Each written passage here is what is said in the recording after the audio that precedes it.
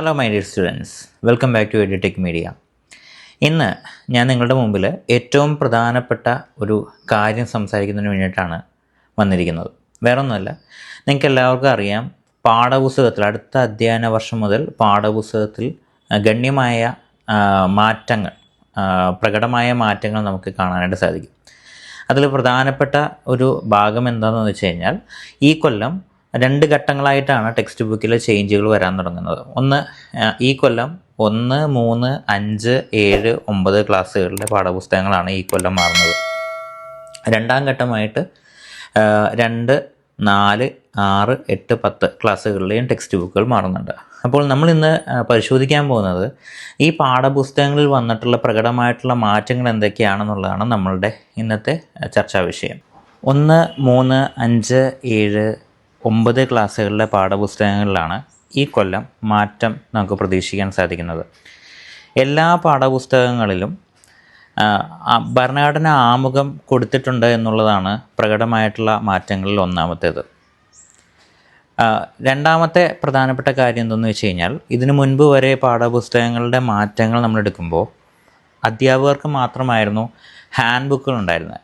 എന്നാൽ ഈ കൊല്ലം തൊട്ട് നമുക്ക് അധ്യാപകർക്കും അതോടൊപ്പം തന്നെ രക്ഷിതാക്കൾക്കുമുള്ള ഹാൻഡ് ബുക്കുകൾ കൊടുക്കുന്നുണ്ട്.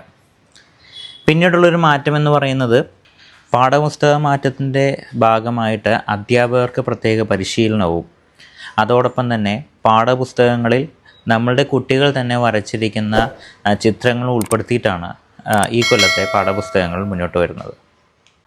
5 മുതൽ 10 വരെയുള്ള ക്ലാസ്സുകളിലെ കുട്ടികൾക്ക് തൊഴിൽ വിദ്യാഭ്യാസം നൽകുന്നതോടൊപ്പം തന്നെ ടൂറിസം, കൃഷി, IT, നൈപുണ്യ വികസനം, ടെക്സ്റ്റൈൽസ് തുടങ്ങിയ മേഖലകളിൽ നിന്നുള്ള കാര്യങ്ങൾ കൂടി നമ്മളുടെ പുതിയ പാഠപുസ്തകങ്ങൾ നമ്മൾ ഉൾപ്പെടുത്തിയിട്ടുണ്ട്. അതുകൊണ്ട് തന്നെ ഈ വർഷം മുതൽ പ്രവൃത്തി ദിവസങ്ങളും കൂടുതലായിരിക്കും. ഈ വിഷയങ്ങളെല്ലാം പഠിപ്പിക്കുന്നതിന് വേണ്ടിയിട്ട്, കുട്ടികളുടെ എല്ലാ വിധത്തിലും സജ്ജമാക്കുന്നതിന് വേണ്ടിയിട്ട് പ്രവൃത്തി ദിവസങ്ങളും കൂടുതലായിരിക്കും. തുല്യനിധി മുൻനിർത്തിയുള്ള ലിംഗ അവബോധം, ശാസ്ത്രബോധം തുടങ്ങിയവ കൂടാതെ പോക്സോ നിയമങ്ങൾ, കൃഷി, ജനാധിപത്യ അവബോധം തുടങ്ങിയ കാര്യങ്ങളിൽ ഹൈക്കോടതി നിർദ്ദേശിച്ചിട്ടുള്ള മാറ്റങ്ങൾ കൂടിയും ഉൾപ്പെടുത്തിക്കൊണ്ടിട്ടായിരിക്കും ഈ കൊല്ലം തൊട്ടുള്ള ബുക്കുകൾ നമ്മളുടെ കൈകളിലേക്ക് എത്തുന്നത്. ഇനിയും നമുക്ക് ഒരുപാട് മാറ്റങ്ങൾ നമ്മളുടെ പഠന രീതികളിൽ കൊണ്ടുവരേണ്ടതായിട്ടുണ്ട്.